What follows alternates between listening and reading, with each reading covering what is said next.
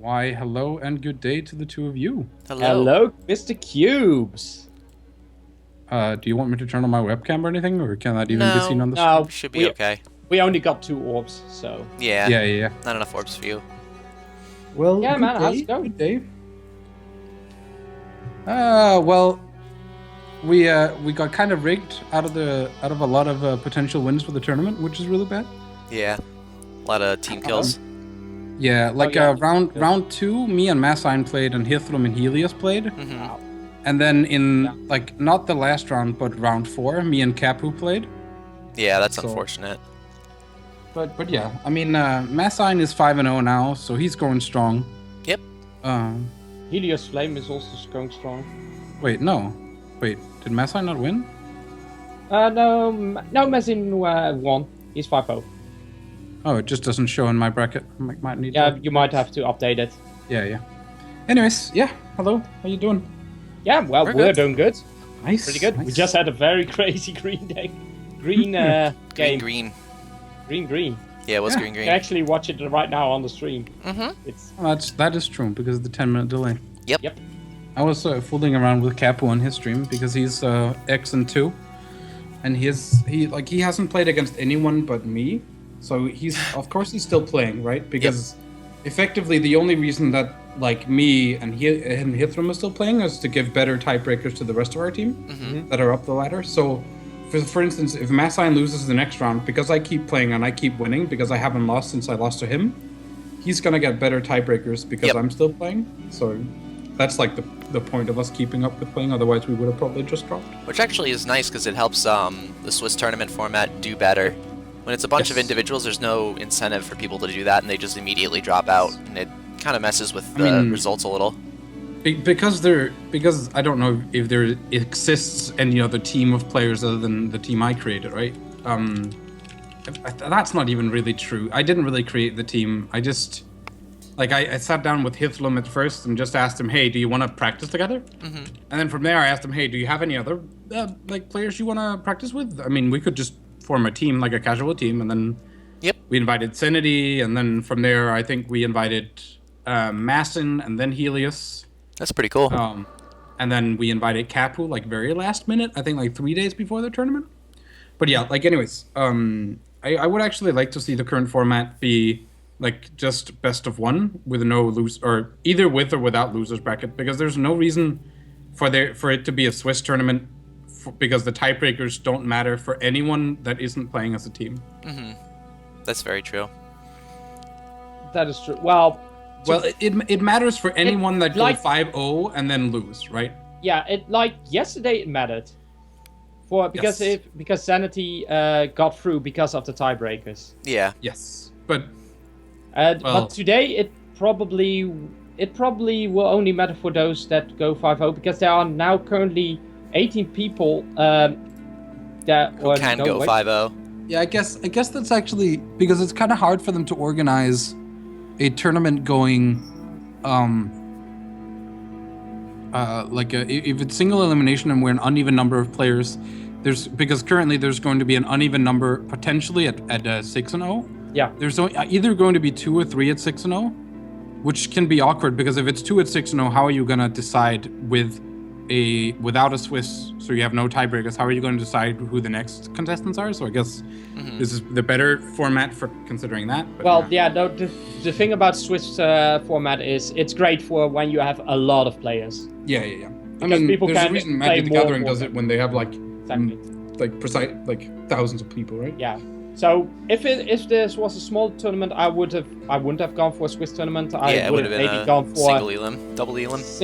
single elimination, double elimination, or even group stages. Yeah, like a I group mean, stage into a single elim. It also entirely depends on how they want to do it, right? Because Yeah. depending on how many people need to qualify, you could do top 2. And then even if you go over a specific number of players, it's just going to be whoever gets paired down is then going to not get in, right? Yeah. Which is So then just the luck of the draw. Anyway. one thing I'm wondering about is what are those quotes about? Oh, the quotes.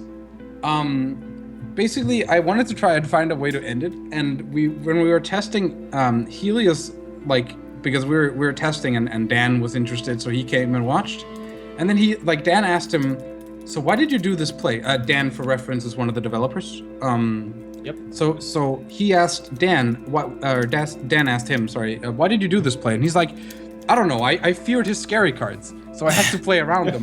That's funny. And I had to include that into the document somehow. Yeah. So I included it with like the quotes at the end, which the Yes. others also find quite a yeah, like, I'll because some people might admit I did quote the quotes way earlier in the stream, but I'm going to do it again because some of them are hilarious. We have Mr. Cube's quote, which I find a little bit corny. Out of the ashes and into the fire. A little bit corny, to be honest. I'm expecting better from. I'm expecting better from you, Cubes. What would you want me to say? I find this one of the best ones because this is so Hiflum. I disagree with that play. Yeah. Right.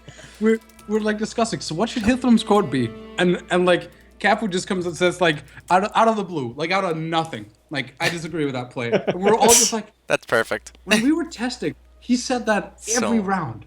That's crazy. Yeah. Yep. Okay, and Zenity is also a great one. If you know Zenity, especially on the Vanguard servers, please keep calm and play Shimmering Statue. Yep.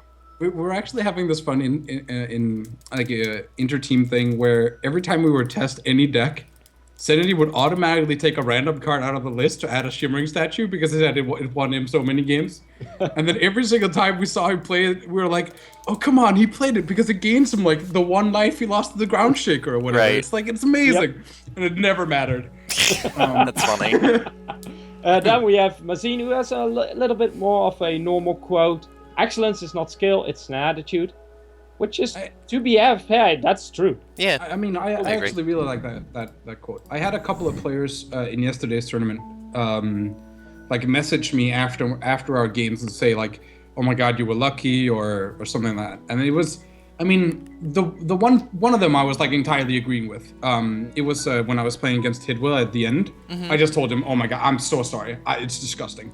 Basically, I rolled 3 Unbound Evolutions on 6 drops, and I hit Magda 3 times. Wow.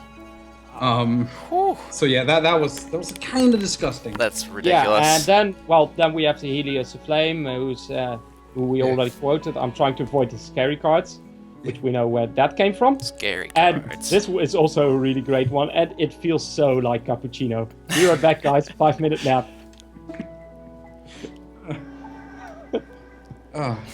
So yeah, sadly I can't show you. I can't really link to the team icons. But Martin made some awesome icons. Yeah, definitely. No, I agree. We're actually struggling because now that everybody have the same icon, it's hard to differentiate when we talk in our team Discord of who's talking. That's funny. So we've been trying to come up with ways of getting around that, and we've like been talking about just having different background colors, which we might end up doing. Yeah. So yeah. Yeah, it will be very. Also on the Vanguard servers, if you all have the same thing, like who was Zenity? Jeez, yeah, no, I really like. I thank Martin a lot for his contribution in it. Well, he also helped us getting these awesome overlays. He provided the assets for the overlays, and Scream made the overlays in just one night. Very nice. And that's so good. But yeah. Well, we're still waiting on the game 3 between Sweetie and I don't know who is he playing against. Sweetie against Guntic.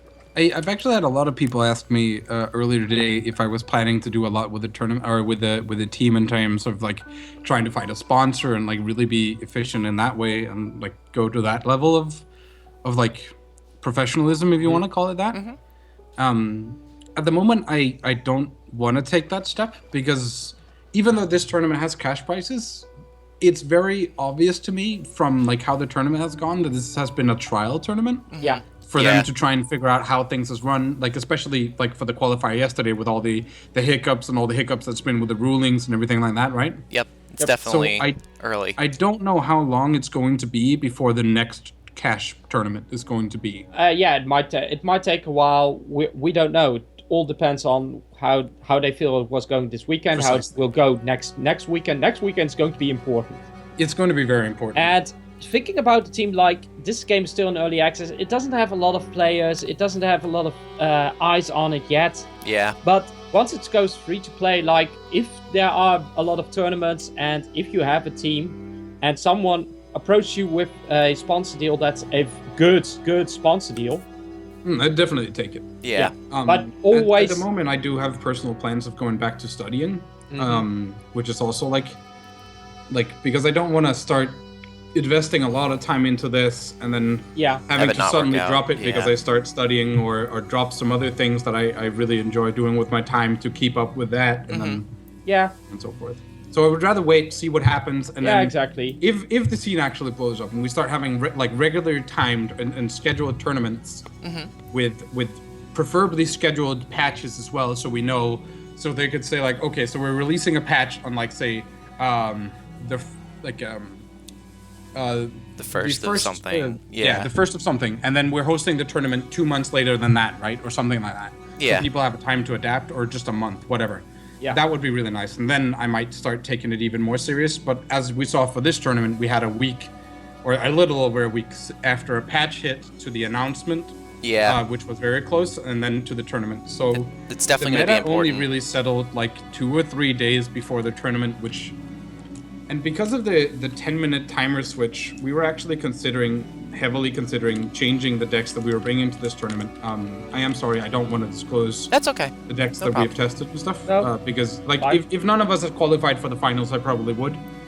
I am planning on making a return of my series called Inside the Queue, which I did back from the old game, which I will be returning to after the finals, where I'll talk about all of the decks we tested and prepared and why we chose the deck we chose for the finals, for the people that are qualified. Because we are going to back up, the entire team are going to back up on whoever qualifies, even if it's just Sanity.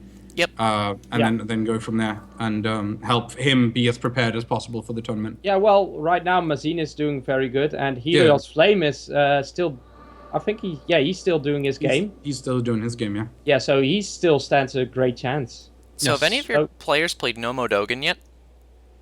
Nomu Dogan, I don't think so, no. Because he took a very convincing 2-0 over, who was it that he played, Shotgun? He played against, what was it again? JJ Nara. Yeah, who apparently is friends with Nomo Dogan, right? He's like a Korean. No. JJ Nara is friends with Gravekeeper, and there we go. And so but JJ Nara is also a pro Korean Hearthstone player. Yeah, so it's a very impressive. Playing like a week ago, and he got into God rank in like 2 days. Yeah. So very impressive, very decisive 2-0. Very impressive, and right now he has only lost 1 game.